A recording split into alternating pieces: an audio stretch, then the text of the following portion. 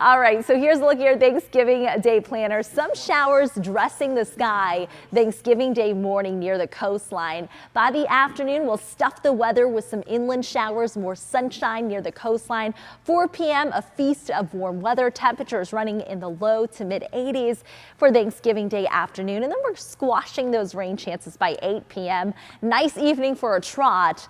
Maybe kind of burn off some of those calories into the evening. We'll see partly cloudy skies, and again, rain chances nice and low. West Palm Beach, it's a little bit wet to start off the day. We have a few showers moving into the area, especially offshore. That's where we're seeing the heaviest of that rainfall. But if your travels take you into Stewart, Port St. Lucie, Fort Pierce, Vero Beach, especially into Sebastian, rain impacting those areas for the morning commute. Still dealing with those clouds overhead, and they will stick around throughout the rest of the day today. As I zoom you out, you can see that stalled frontal boundary across the area. That's going to linger over the day today, and so that's going to make way for scattered showers. Clouds overhead. We'll start to see most of the rainfall, though, lift north towards Tampa, Jacksonville by tomorrow. So if you have any travel plans tomorrow afternoon, you'll certainly need to use those windshield wipers if your travel plans take you north of Fort Myers, Tampa, Orlando, Jacksonville. But we dry out here, a little bit more sunshine across South Florida.